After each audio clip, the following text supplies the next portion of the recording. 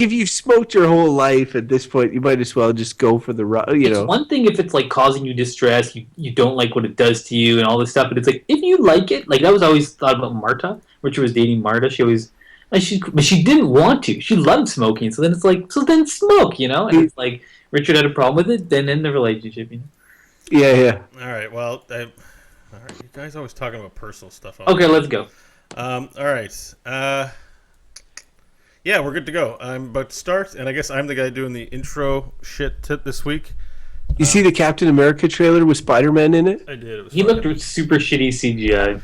It was 2 seconds. Come on. I did so CGI. I was like, I really liked the comic book look. It looked like an Alex Ross style. I was keen on that.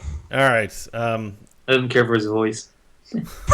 He said like 2 words. You should start smoking. You're already old. Like you have nothing to lose at this point. I have enough of those things going for me. You're old. Like it doesn't. Your life is gonna not last much longer anyway. No, I'm gonna be one of those people who's 100 and giving people shit. You're like I've been giving people shit for 80 years. What have you been doing? All right, let's go. Hello and welcome to the Good, Bad, or Bullshit podcast. My name is Bo Schwartz, and we're here to have a conversation to make a foundation of some kind of deeper thought. I think that's how the slogan goes. Joining me today, as always, is Mr. Michael Hodgins. Hello, Michael. Hello, Bo. Hello, GBB listeners. Great. That's it. That's all I got. That's all you got? That's great. We love, even if you have just a little bit, we love it. And speaking of a little bit, we also love this man to little bits for his little bits. It's Mr. Crofton Steers. Hey, Bo. That was good. Hi, GBB listeners. Bo, I think it's funny how you say, as usual, as per usual, here are the 2 guys. I think it'd be really funny if one day you just opened the show and the 2 guys were like Snoop Dogg and Liam Neeson or something. And instead of Mike and I, it would be a worse show, but it would be entertaining. Yeah, it would be worse. I mean, you don't want to hear. I've said it before. There's nothing worse than hearing a musician talk, and it's pretty much the same with actors. Unless they're given scripted lines, it's like just be quiet. I have a particular set of skills, but they don't involve podcasting. No one. That's why you need a writer. You have nothing to say. That was pretty harsh on actors. Sorry, Bob. Yeah. Speaking of which, a lot of actors do moonlight as directors and writers and things of that nature. So some do. So like Mel back Gibson. at you. Mel Gibson, the finest Hollywood has to offer. Remember The Beaver? What? That was a Mel Gibson movie. You ever see? You guys should Google that one. Hey, I learned an interesting thing today, and I don't know what value this brings to the show, other than, from Seinfeld, the famous Elaine quote, "Maybe the dingo ate your baby." Yes. That is a real thing, apparently, and I didn't. Yeah, know that. I knew that. Yeah, so there's actually some baby that went missing and was blamed on a dingo, and some prosecutor famously, sarcastically said that, but I had no idea. I just thought it was a Seinfeld thing, and my mind was blown. No, it's when I was touring around Australia. It's actually a famous, like they have a Wikipedia article on it. It's a famous Australian trial, and I don't know any of the names or the details, but it is funny. Like, and it is to that point. A lot of those expressions, be it in Seinfeld or other shows, are like little things that you've just heard forever and you don't even think about, often have a foundation in some sort of story or some sort of truth that you never knew about. I had a personal Seinfeld related thing the other day. So on was it Monday? No, Tuesday. I can't even remember. A day or 2 ago, I was violently ill, like really retching in the toilet ill. And I was just thinking of that. There's this episode of Seinfeld where he had a streak of 12 years where he hadn't thrown up, but then he ate the black and white cookie, and the colors weren't getting along down there.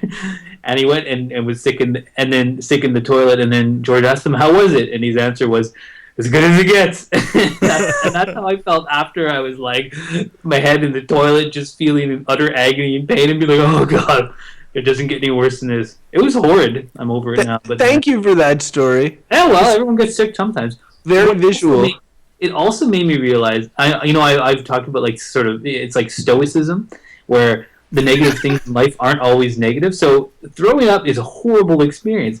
But Horrible. I hate it. yeah, it's terrible. But for me, anyways, maybe not everyone's like this. But like No, it's right the after worst. you're over the like, your body's like, okay, we're not gonna expel any more down.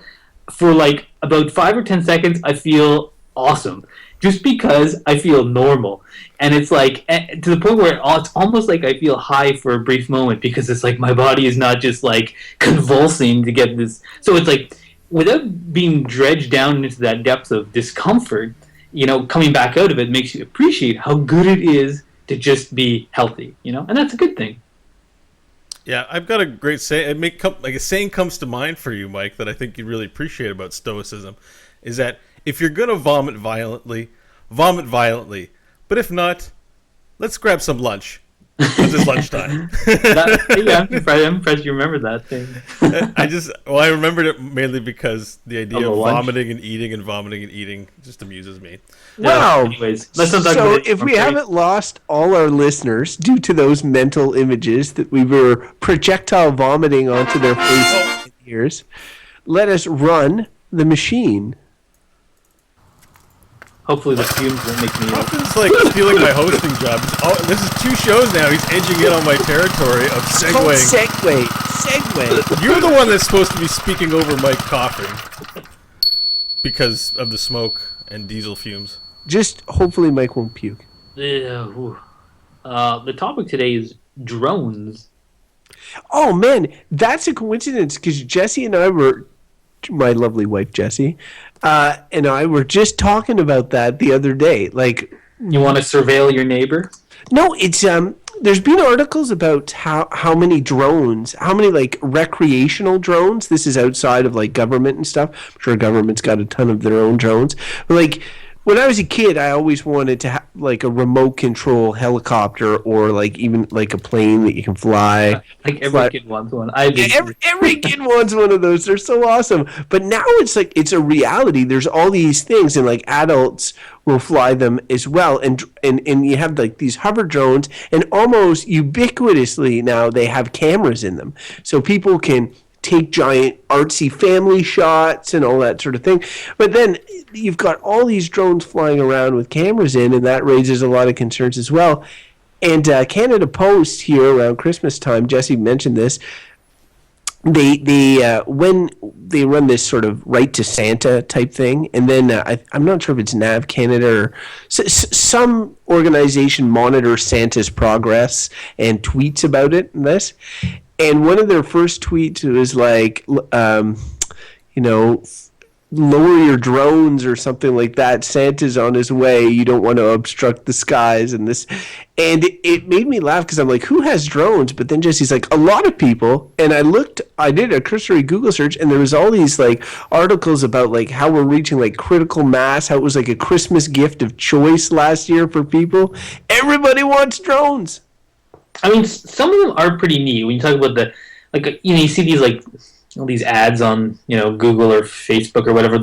I saw this one where it's like a wristwatch that you take off and then you just throw it up in the air and it just it goes and hovers somewhere and takes video of you. And they kept showing these people like rock climbing, and they're like halfway up this huge rock face, and they're just like, oh. Then they throw their watch off and it just hovers there and takes some awesome video of them rock climbing on the. That's awesome. It's super cool. They have a lot of these track and follow ones where you're going skiing, going downhill skiing, and you throw your little drone up, and then you do a hot line, and the drone follows you, like your brother, who's a. That's crazy. I didn't know that existed. Oh yeah, you should check it out. And I was kind of like, for any listeners, Crofton's brother's sort of a quasi-professional skier, and he makes a lot of videos. And I'm like, he's going to be all over this really soon because it is like right up his alley, and it's pretty neat stuff too.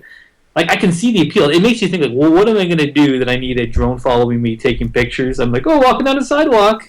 Yeah, if you want to get a coffee, that's where all my Twitter updates are going to go. They're going to be pictures of what I'm doing throughout the day. I'm going to have my drone. I'm going to have my drone on the bus. In the corner of your living room all day.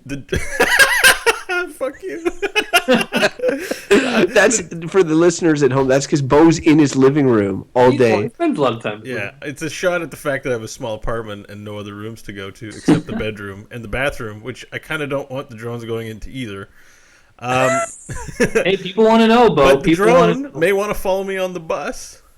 You know, I may. I don't know. Like so there's some interesting ideas also associated with drones too. Is that if we blanket the world with enough drones, we'll actually be able to set up like bridge internet connections actually to remote areas of the world and things like that. There'll be enough Wi-Fi power covering the Earth or parts of the Earth where there's less Wi-Fi. And some of the advantages to this, like in countries where internet, certain internet traffic is blocked, or just internet, you're just not allowed to have internet, then you'll be able to get it like ubiquitously because of the presence of drones, internet-capable drones. Because I don't know if they exist, but there must be some drones with like Wi-Fi or capabilities of communicating. Well, they all have some kind of like. I think that's like the hover ones that follow you, and the like military ones which kill people far away clearly have ability to communicate with the controller or something. Yeah, remote control. Yeah, like they pretty much all have some degree of communication, whether it's direct remote control or like a follow thing. So, yeah, I mean, that's an interesting concept. Drones are just super ubiquitous, and I don't want to harp on this too much, but like my kid watches this show called Paw Patrol, and it's about these 5 pups that are given puppy dogs that a 10-year-old operates to protect a small town in lieu of a police department, fire department, or construction crew. That's their tax dollars at work. Their choices, whatever, not mine. But one of the dogs, the police dog, has an alternate outfit, arguably to sell more action figures, called Spy Chase. His name is Chase. And Spy Chase has a certain amount of tools at his disposal that regular police chase doesn't. And one of them, I shit you not, on a show dedicated for preschoolers, is a van that launches a remote control spy drone, which he uses to solve problems. So I think that like they're normalizing drones, and we've been talking about recreational drones. Mike mentioned military drones briefly, but doing a throwback way back to my artificial intelligence opinions on a previous GBB. One thing that I am perhaps irrationally scared of, a la Stephen Hawking, who is also scared of this, is AI eventually taking over, a la the Terminator movies. Having all these sort of like drones flying around the sky that can do all this stuff, like somebody takes over those drones, we're all screwed, man. Related to that, did you hear that some Google AI just beat the world champion at Go? It's still not resolved yet. Okay, so Go. It's over several days. You both heard it, but Yeah.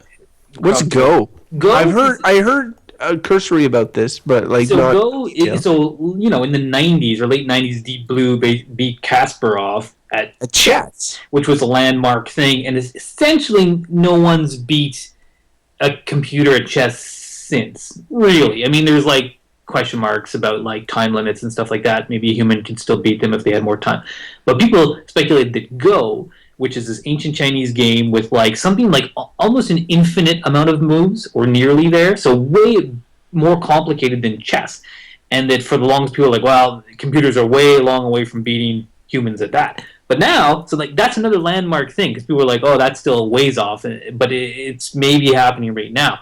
I've never heard of this game. I should figure out what it is. I looked it up when I was looking up about. It's older AI than chess. stuff. It predates chess. You mentioned that, Mike?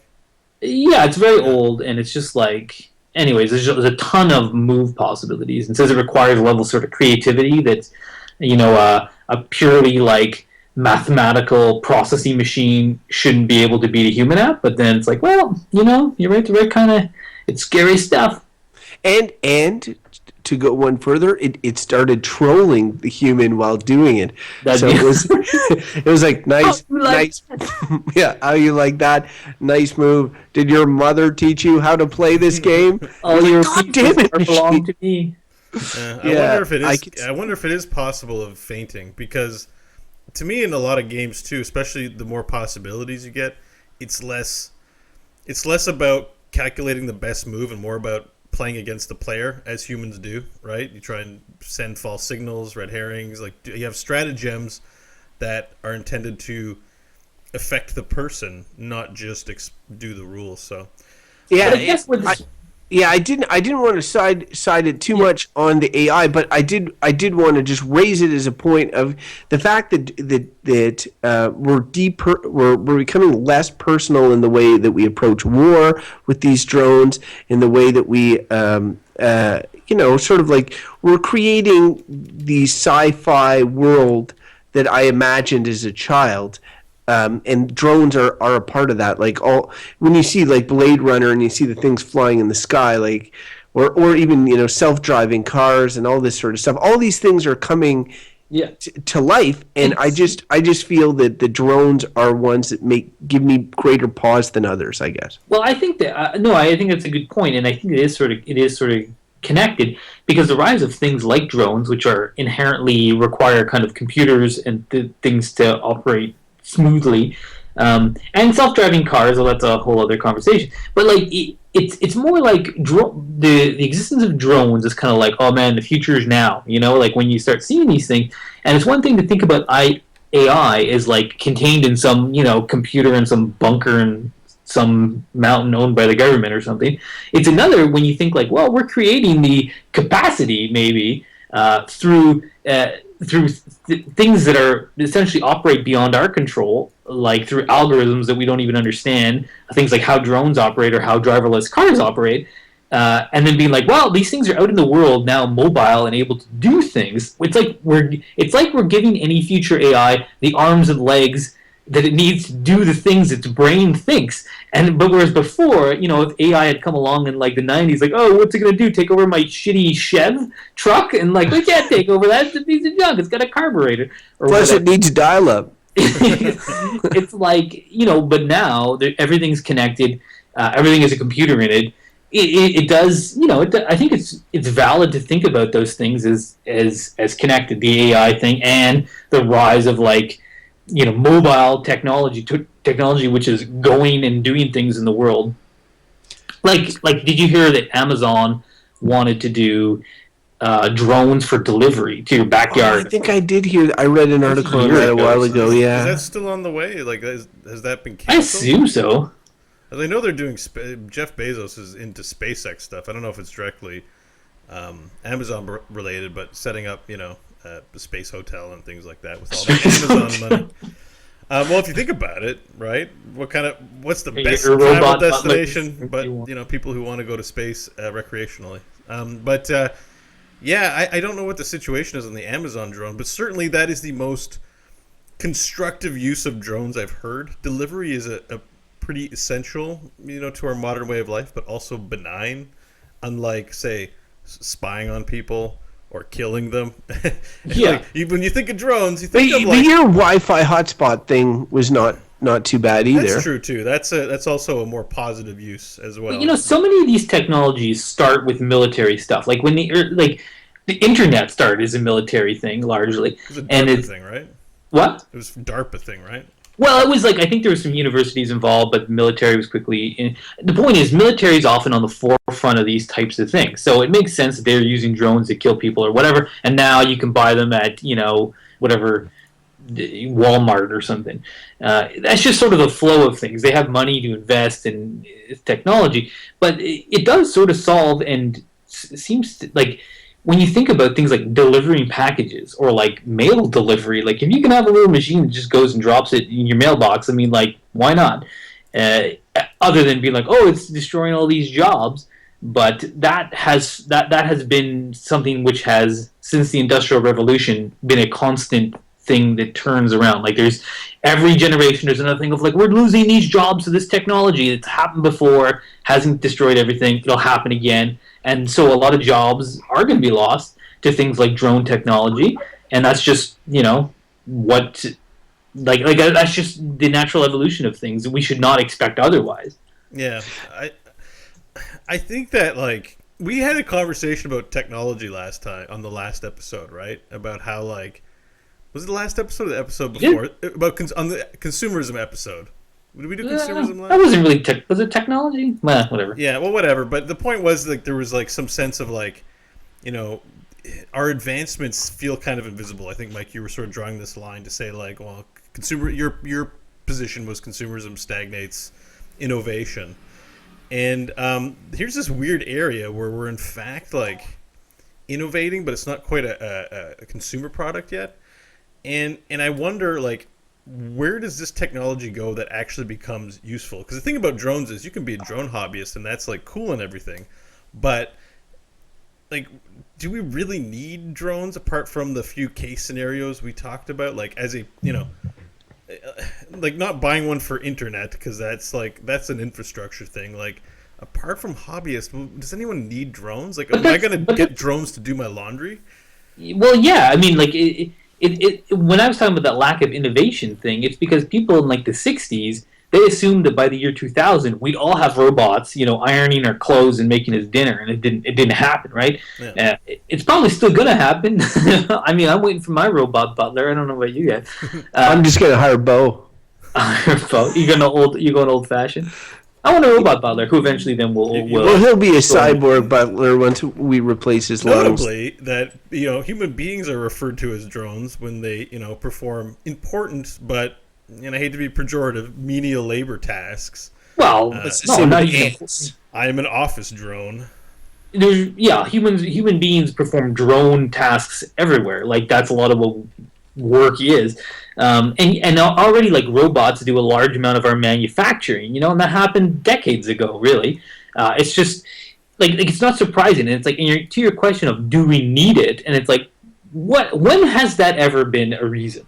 You know, because what we need is food and shelter, like, you know, and relative degree of comfort. That's what we need. And drones. Not much. Like, we don't need much, but that's not, like, that won't stop us, you know. I'm not saying that's a good thing. In fact, you know, anyone who's heard me rant about things, I would argue probably more that it's not a good thing, but it's happening and you can't stop it. I guess, like, going back to what I was saying about the sci-fi stuff, I find drones occupy a weird part of my headspace because I think of them in a majoritarily negative way. Like, when somebody says drones, or there's an article about drones and I click on them, I'm already thinking negatively about it because it kind of represents or symbolizes the dystopic science fiction, the stuff that I don't necessarily want to see. The air filled with these cameras that can spy on you wherever, you know. I'm not a huge fan of camping, as has been recorded on the show before, but if I was camping in Algonquin Park and there was a bunch of drones buzzing in the air above, I'm pretty sure it would dampen the experience.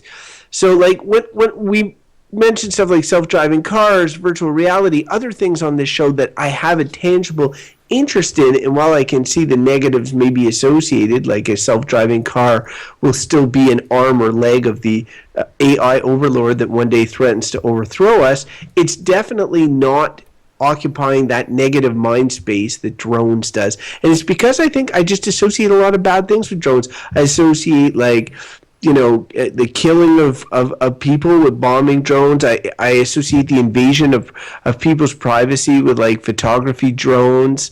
I read an article about this girl in Vancouver who is said there were drones, like, she filed a complaint with the city because there were drones flying outside her apartment, and she never felt like she could have the curtains all open, you know, and that sort of thing. So this is the sort of headspace that I have with regards to drones, even though I realize on paper they're just like a practical kind of useful tool you can take or leave depending on what you need, right? It's just for some reason they symbolize bad, evil sci-fi to me. Yeah, but brought to life. Well, I mean, okay, and here's where I'm gonna take it to that tropey old part of the conversation. A Skynet is coming from the Terminator series of films. Didn't we pass that actual date already? I think we did, actually. Probably. Well, James Cameron was wrong. All right, Crofton will look that up while we talk. But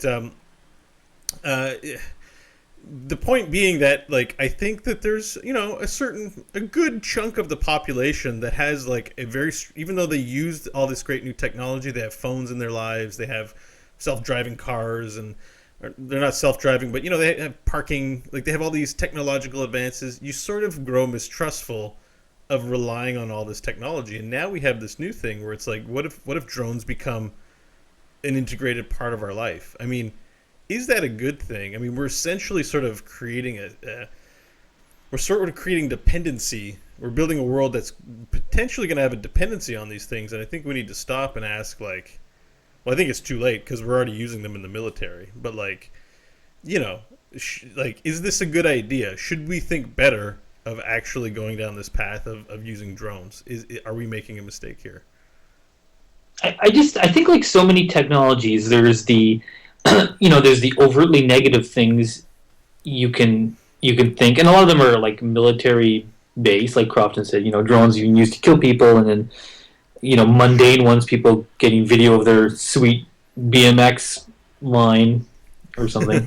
But also like the nuclear bomb, terrible thing. Nuclear power, arguably a good thing, depending on who you ask, I guess. Mm-hmm. But these things have two sides of the coin to them. It's like how it's like anything. The intent for how it's used. Like a lot of people would say, technology is sort of inert, but the people who decide how to use that technology, that's what makes it bad or good. So, like, are drones bad? Like, yes, if it's an army of perverts who are just filming women through the window, yeah, if that's all they were used for, yeah, okay, sure. But, I mean, clearly that's just some small portion of the population going to do things like that. A lot of people are going to use them for all kinds of other things, and a lot of useful things, too.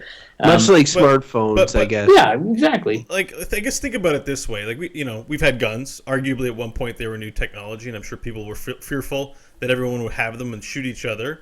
And then that wasn't arguable. What?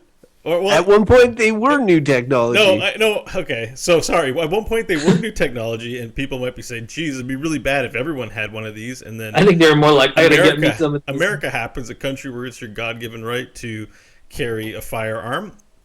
And, we have countries that say, like Canada that we live in, who limit our ability to obtain firearms. And I guess, like, there's a sense that, this is a dangerous technology, but we have it and it's kind of too late. And, like, do you think, I don't know, it's like, you might be okay with people doing crack cocaine, but you're not going to leave it around your house for your kids to use. Like, you do have some sort of morality around, like, you do feel something about it, and you do make value decisions about it. And drones seem like awesome and terrifying, which makes me feel like what do we think is the best position for us to be thinking about drones? Like, very, very dangerous. And so should people be able to be hobbyists and build their own drones, or should that be like a thing you got to register at the drone registry? Which drone racing is becoming like a thing. That's where cool.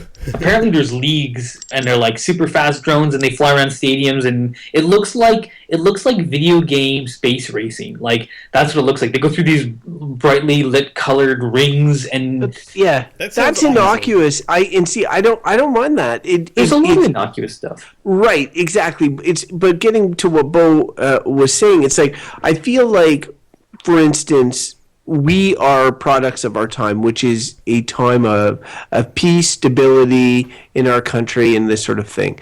After the Second World War, during the Cold War, for many years, like decades, people lived in constant terror of nukes being dropped on their heads. Like, just like there was all sorts of drills. People just felt that any time the world could end. Now, we don't live in that, and so we just see the drones as a tool or whatever. And I don't normally like to fearmonger because I'm generally a hopeful, optimistic type of guy. But in the case of drones, like, I just realized that, like, if I was in a country that was in any sort of conflict, like, already your have and have not countries are in or unfairly balanced, right? Like, it's so if a have country decides it's going to invade a have not country, it's going to have bigger guns, it's going to have bigger tanks, it's going to have all this stuff. Mm-hmm. But now it has, like, it doesn't even have to send in its own army. It can just send in these drones and, like, essentially eradicate a have-not country without setting a boot on the ground, more or less. Like, we're going to get there at one point, even if we're not there now.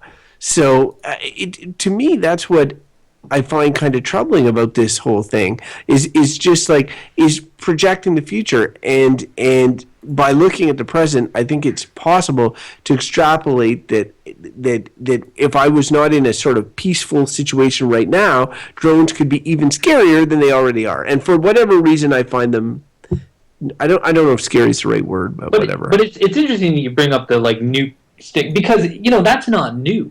Like being that, because it could, if a, after post World War II, a couple of countries, like two, could have decided to wipe another one off the face of the earth without setting foot in it by dropping nukes on them. Like that existed since then.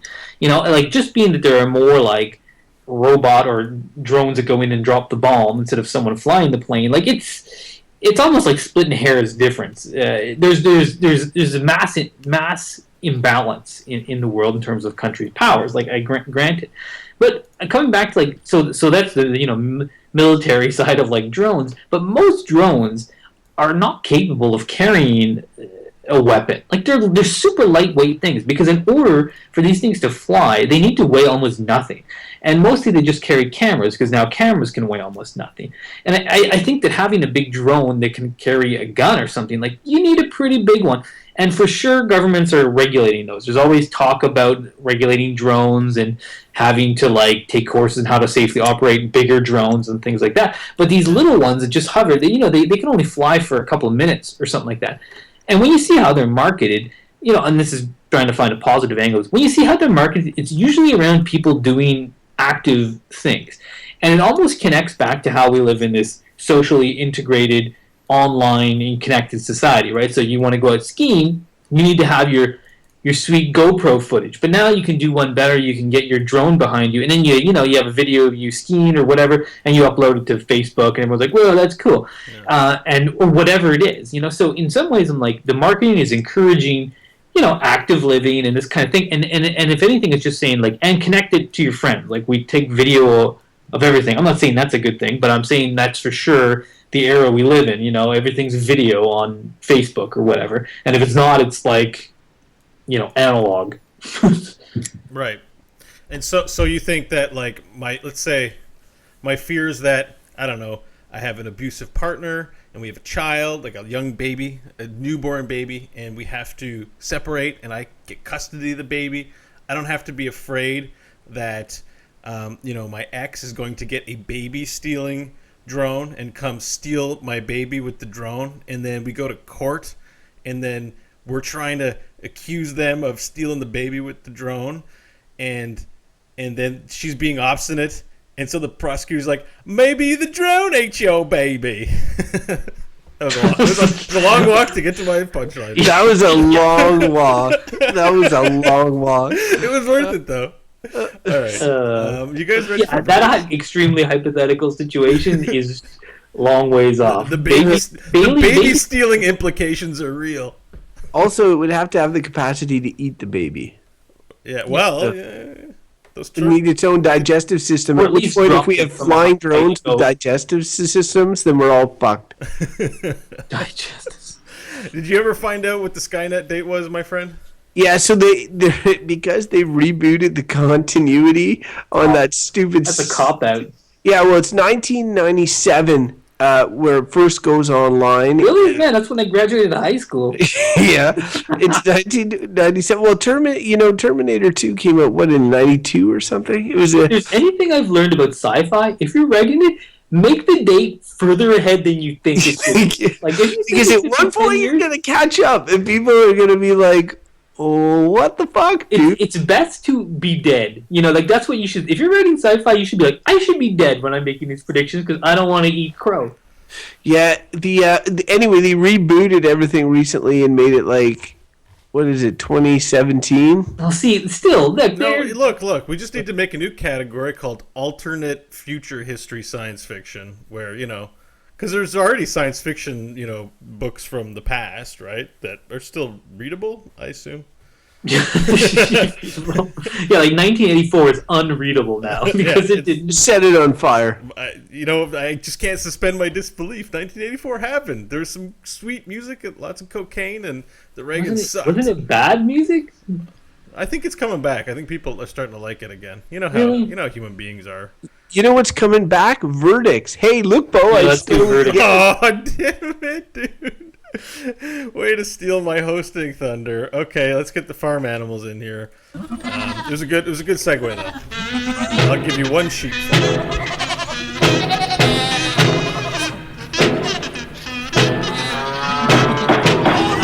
Order, I said. Order in the court. All right, it's verdict time. Who wants to take the first? Me first. Okay, go. I'll jump into this one. I feel like this one's somewhat easy for me. I'm just gonna go ahead and say drones bullshit. So, like any technology, they'll have positive applications and negative applications and intent. Intent's the whole shebang. Are the AIs eventually going to take over the world and use their hovery blades to kill us all? Like, maybe. But that's probably a long way off. We'll be dead before that happens. It's just like, do we need these things? Are they important? Like, no. But is anything... or is any of our stupid technology important? Is Facebook important? Like, no, it's not. But is it a thing? Do we all use it? Yes. It's a bullshit thing. And drones are bullshit things. Like, yeah, if you like having a little camera follow you while you're rock climbing, great. If you just like rock climbing, that's great too. Like, who cares? And at the moment, honestly, for the war applications, like if I'm like in Afghanistan and a bomb drops on my house and kills my whole family, and I look up and be like, oh God, I wish it had been a person who dropped that bomb instead of it. Oh, who cares? You're going to be... Warfare is warfare. If it's a person that drops your bomb and kills your family, or if it's a machine, like, the devastation is the same. Like, whatever. That's little change for me. Anyways, it's a bullshit thing. Bo, you want to go next? You're host. I haven't been last in a little while, but I am host, so good on you for having the producer hat of having the voice variety. I will go next. You're such a professional, Crofton. I rank your professionalism as good. All right. So drones are super awesome. So I kind of was really poking holes in it through the whole conversation. But the idea that, as we covered before, that you can get all this mobile technology into the small thing and help blanket the earth in the internet and use it to deliver goods. And who else? Like, racing was an awesome thing I never even considered. Like, that's kind of a fun recreational thing. There's a lot of fun, cool things. And I think doing fun and cool things is a great reason to be into something or continue developing it. So I like the idea. And, our drones may kind of suck and be lightweight now, but we may eventually get to the point where we can slap a seat on it and we can develop, a new kind of mode of transportation. Maybe drones are the pathway to the flying car. And I don't know, cars are kind of an abomination, but flying cars seems cool now, so I'm going to be for it. Also, blanketing the earth and the internet will also help the hive mind once we eventually get it, in terms of being able to communicate all kinds of mind information all across the globe. So I also think the future of drones is very bright. So drones, they get a thumbs up from me. Good. Except I think the military use of drones is pretty shitty. Because they want to say, yes, you're preventing the loss of life of your own soldiers, but you're not anteing up anything for the war. So there's something that's really shitty there, and you're devastating. We're saving lives. Our soldiers don't die because we just shoot them from the sky. What do you think the military is going to do with the hive mind? You're so excited about arriving. You think they're just going to go, we won't get involved in that? Like, jeez, come on, you can't tease those things apart.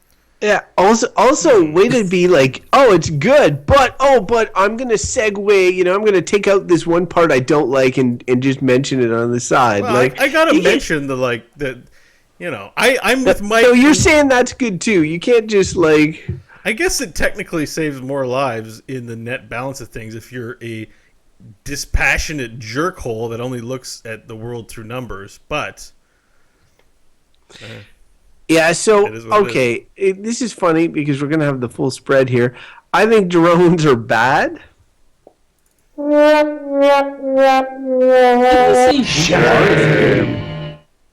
Pardon me? Did you say VR was good? VR is good. Oh, I said AI was bad. I was I know. But the balls to say that. So here's the thing. both Bo and Mike have been extremely facetious in their answers, making lots of jokes and stuff like that. I like, for whatever reason, drones bug me, and this is one of those ones that I'm not. A decision is sort of like a gut decision and less based on a sizable amount of evidence. There's something that makes me uneasy about drones. When Mike gives his example about like people's houses being bombed by a machine as opposed to a person, I think that there's something to be said where somebody has to make that decision in person, be there, and see what they've wrought when they leave, as opposed to sitting in an office somewhere and pressing a button and dropping a bomb. I also don't. I think Bo's like anti. You want to anti in something. I sort of agree with that to a certain extent when it comes to warfare. It's like to be like, we're going to remotely invade this country because we have the capacity. You're probably great for your country, but it's that cold, inhumane aspect that makes me scared about where we're going as a species. And then to add in that Mike's point about giving the legs or arms to our future AI overlord, I do think this is one of those cases where the short-term benefits of drones, which I see as few and far between, honestly, all the little things that we talked about, silly little drone races, or even the Wi-Fi hotspots. We have Wi-Fi hotspots without needing drones. Somehow my packages get delivered without drones. Like, I mean, I understand that it allows you to take maybe some artsier shots with your camera than you would be able to otherwise, but that alone is not enough for me to elevate what could be terrifying future implications to even bullshit. So for that reason, I am going to say drones are bad, and as soon as I finish speaking, Mike Hodgins is going to jump in, so feel free, go now. No, actually, I'm going to jump in, but I just want to... That's because you cut off Mike. I just want to... I know, but I want to just, a little mention, just to make us all laugh a little bit. Buster from Arrested Development notably was a drone operator for a while. I do remember. I had that scene played out in my mind a little bit in the new season of Arrested Development. Oh, this is fun! And because it's like he's super into it, and everyone else is depressed about killing people because he thinks it's just a video game. But because that got me thinking, we didn't mention it. Also, a little mention. VR, because when Mike said VR, I'm like, oh yeah, I can strap on a VR headset, fly up on my drone, and interact with the world through my drone. I was like such a cop-out that you see those things as wholly different. I see them as very similar. Yeah. But see, here's the thing. I will point out, we're going to have to set ground rules about after verdicts. Because this is starting to drive me insane. I, in particular, can't deliver a verdict without one, especially Mike, or both of you, like commenting on it a zillion times. My verdict is laid. Well, Crofton, maybe if you had better verdicts, we had a whole show to discuss it. I'd like to point out the two things I mentioned didn't critique your verdict. I'm just saying, I want to bring back the silos of verdicts. Once we enter verdict territory, this is our space. And yeah. I didn't interrupt you afterwards and stuff. I would just remind all of us and our listeners that this is all conversation, and conversations don't end. It's not like you're ever just like, we cast a verdict, but I'm sure a lot of this show ends. So the show ends. We invite our listeners to writing with their comments, and I often think and revisit my ideas afterwards. Anyways. All right. Well, speaking of revisiting ideas, we'd love for you to revisit the idea. You both make good points, incidentally. About how our verdicts should be, taken. But if you want to send us your thoughts about drones, we want to hear from you. Do you own a drone? Do you want to tell us we're right for thinking they're stupid, or are you in love with the drone? Are you in love with it? Are you going to marry a drone? Did a drone eat your baby? Email us at goodbadbull@gmail.com. Are you listening to the show and want to find out more about us, like how to figure out where to subscribe to the show and interact with the show in a more meaningful way? Go to goodbadbull.com.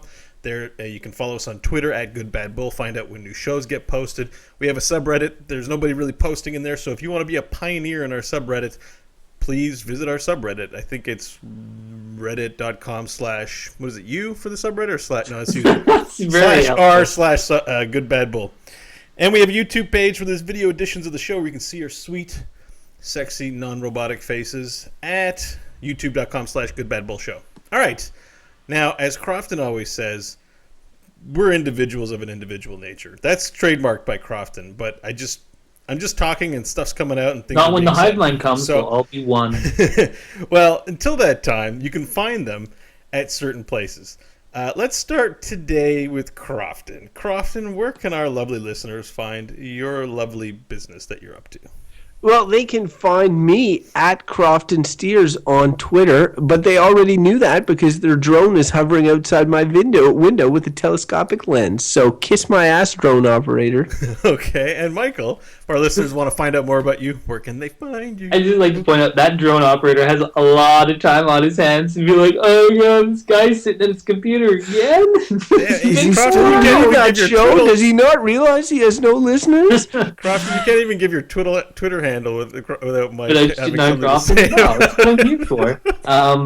Yeah, Where can they it's find at you? ML Hodgins. But yeah, I would prefer if you just surveil me with the drone. I would, you'll get a lot more understanding of what my life's really like than you will through social media, which is a bunch of shit. Oh, that's a pioneering viewpoint. What about You can upload his child's photos to the internet because he doesn't do it. So invade his privacy that way. Yeah, come and drone me. All right.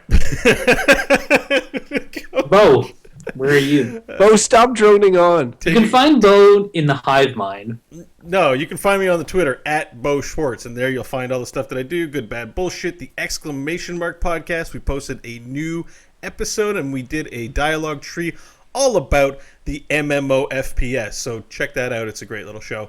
It's at true. Bo Schwartz We on don't Twitter. plug that enough. Bo and I do another show for those of you who are just listening So for the we first need, time. we have a pile of listeners here. If you like video games, go listen to that show.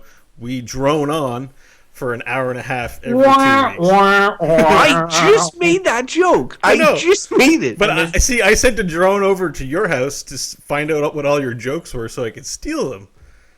Privacy invaded. God damn it. Yeah. I hate you guys. I'm sorry. Dude, we love you, man. The only reason why that we have things to say when you have things to say is because the things you say are so good. No, I disagree. It's because you're so bad. I have to critique them. I knew Mike wouldn't be able to let that slide. It's just they're interesting. They provoke a response. Yes. They provoke a response with their If you said incessant something, prattling and inanimity. You know what? I almost wish we would revisit the AI conversation. I almost wanted to get into it today, but it was me off topic. I don't know where show is probably wrapped up now. But an interesting sort of conclusion I came to today was when I was sort of thinking and my view on the AI thing was that, we assume it's just going to destroy us. And I was kind of like, maybe it'll just be some innocuous AI that doesn't really care about world domination. And If it took one look at the world and was like, nope, these humans are destroying it, so I must remove them to protect the world. But here was my thing is that I feel like we've reached a point in human civilization where we're no longer, and maybe we never were, but now the consequences are worth of solving our own problems. We can't solve our own problems. Like climate change, it's like trying by all looks like we're gonna miss the mark. Like war, poverty. We can't solve our own problems. It's kind of pathetic. And I think the problem is because whenever you talk about these things, these issues, as we do often on this show, you realize that they're insanely complex, right? And I think humans are just not good enough at thinking in those kinds of terms. And I think we've basically reached a point where we need AI to save us from ourselves because we're just going to fucking... Let's give control to the AI overlord. You convinced me. Skynet, please, take somebody control. on this panel really believes in the spirit of mankind. Me? Yeah. No, just the way it sounded was very like, we can't fucking solve anything. As you all know, I'm a huge cynic, and I'm also a realist. Like, look around, people. Well, you can argue that there's less. There has been stories about how there's the least amount of war and conflict in the world now than there's ever been. So, I don't know how poverty wraps out there. Hold your thought. Progress when you get it. Hold your thought. I just want to say goodbye to the live stream before we start, pulling our gloves off and getting real bloody. We usually end the show before the bloodbath starts. Before it gets entertaining, and all the we end personal the stuff show. gets out. I was just going to say, ask a Syrian refugee how well they think this less warring time is. They're like, oh, it's wonderful. Oh, pick the one country that sucks, why don't you? Pick the one country that There's sucks. other ones, too. We should be laughing. All right, thanks for tuning into the VOD. Check us out, goodbadbull.com. Peace. Don't pick an African country. Yeah, they go,